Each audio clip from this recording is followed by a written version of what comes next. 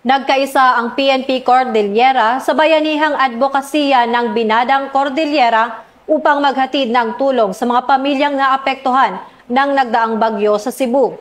Narito ang ulat mula kay Patrolwoman Jesly F. Sabado.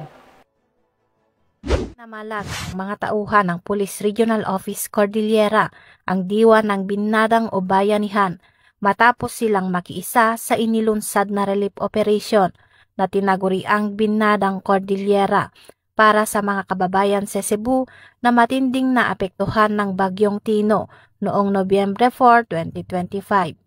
Bilang tugon sa panawagan ng tulong, agad na nagsanib puwersa ang Regional Mobile Force Battalion 15, Benguet Police Provincial Office at ang Office of the Civil Defense Cordillera sa pangunguna ni Ginang Christine E. Molitas, Vice Chairperson ng BAG-PTD, sa pakikipag-ugnayan sa Regional Community Affairs and Development Division ng Police Regional Office 7.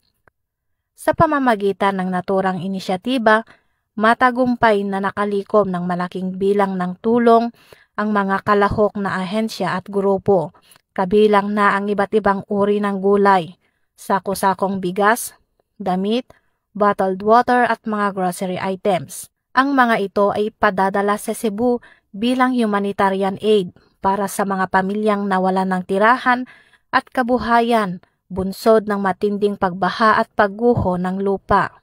Ayon kay Police Brigadier General Erickson Dilag, Regional Director ng PROCAR, ang pakikilahok ng PNP Cordillera sa Binadang Cordillera ay patunay ng patuloy na malasakit ng kapulisan hindi lamang sa kanilang rehiyon kundi sa buong bansa.